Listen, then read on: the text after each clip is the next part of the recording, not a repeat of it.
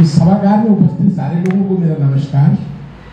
और अभी तक आपने देखा कि जो बचपन से लिखते थे वो डायरी लिखते थे, और अब एक नए कवि आए हैं जो ठोक ठोक के बनाएंगे।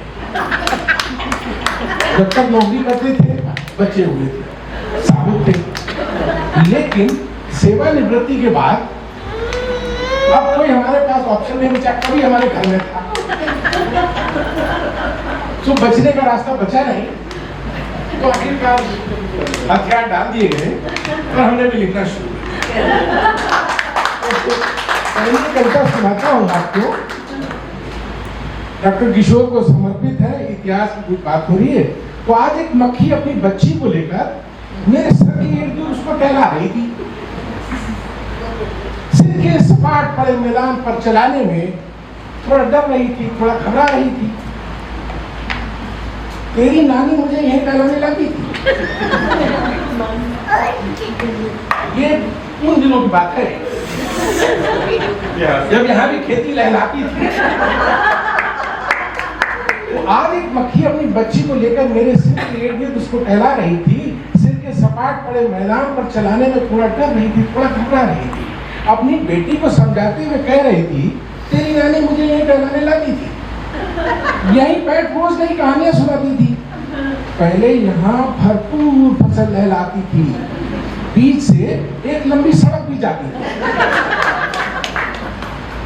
कभी कभी चमेली की फूल की खुशबू और कभी इतर की खुशबू भी आती थी। सच बताऊं तो बहुत मजा आता था।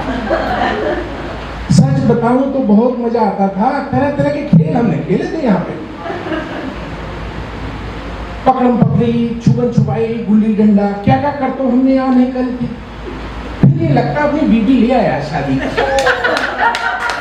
बीबी इसकी बड़ी तेज थी, सर पर मक्खी भी ना बैठने देती, फ्लिट करके हमको बहुत डराती। और शहरों का बढ़ रहा प्रदूषण भी गजब ढा रहा था। सर की खेती भी बिन पानी की लगी सूखने। पतला रास्ता एक्सप्रेस वे में तब्दील हो गया। सड़क बनाने के चक्कर में हरियाली भी कहाँ बची थी। शहरों की उन्नति के हेर फेर में शहर तो सारा उजड़ गया था और नानी हमको लेकर गांव आ गई। ये मक्खी वो मम्मी बोल रही है, नानी हमको लेकर गांव आ गई और गांव शहर से फिर भी अच्छा था। हरे बगीचे और खुलापन चौमुआ पड़ा था। नानी ने भी एक नया गार्डन मेरी खातिर ढूंढ लिया था। बहुत दिनों बाद तुझे शहर घुमाने लाई हूँ। शहरों की दुर्गति तेरे को भी दिखलानी थी। कुछ गलतियां कैसे कह ढाती हैं, अच्छे भले को कैसे ये इतिहास बता।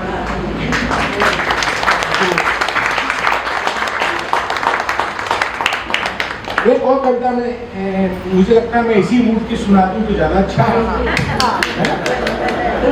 हमारे यहाँ क्या टास्क मिलते हैं हफ्ते में 2 बार। एक बार टास्क मिला दशानन, तो कल ताजा आदेश मिला, तो दशानन पे कविता है। कल ताजा आदेश मिला था, लिखना है दशानन पर कुछ नया। सोचते सोचते नींद आ गई, नया सोचते सोचते नींद आ गई। रात में दशानन सपने में आ गया।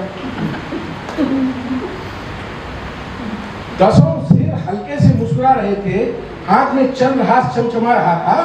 बॉडी बिल्डर जैसा शरीर स्वस्थ था। मुझे लगा ये तो यमराज अपने भैंसे को बाहर बिठा के आए हैं। हो सकता है फैंसी ड्रेस के चक्कर में कुछ अतिरिक्त सिर बढ़ा लिए हो, लेकिन मिले क्यों आए? अभी तो मेरी उम्र क्या है, थोड़ी मस्ती तो कर लेने देते, अभी से आ गए लेने। दिल में दिमाग में एक झंझावात चल रहा था, तभी एक कड़क आवाज कान में आई, रे बालक मैं दशानन हूँ। रे बालक मैं दशानन हूँ, मेरा नाम तो तूने सुना ही होगा। सुना है तू मेरे बारे में कुछ लिखने वाला है?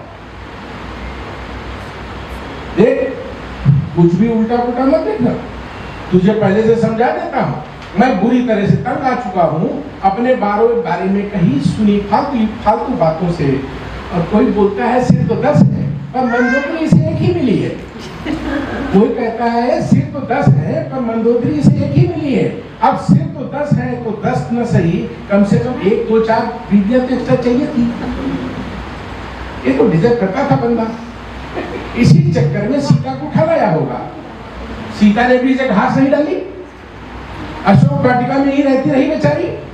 अब इसकी लाचारी को देखो, एक बंदर ने इसकी लंका जला डाली, रीछ बानर और भालू ने साथ में डाला इसका पूरा खानदान। अगर लड़ने वाले आदमी होते तो न जाने क्या होता है इसका अंजाम, न जाने होता क्या इसका अंजाम। अपने चोरी के पुष्पक विमान पर फालतू इतराता फिरता था। राम जी मार मार कर वो भी छीन ले गए। सबसे बड़ी बात जो मुझे चुभती है कि वे हर साल मुझे मारते हैं, सार्वजनिक स्थानों पर मुझे जलाते हैं। मेरे गुनाहों की सजा और कब तक मिलेगी? एक गुनाह की सजा बार बार देना, ऐसा कौन सा शास्त्र में लिखा है? माना मैं राम और सीता का गुनहगार हूँ, पर कोई भी मुझ पर तीर छोड़ता है, आग लगाता है, वो खुद भी रावण है। राम के हाथों मुझे मरना स्वीकार है, पर पापियों के हाथों कदापि नहीं।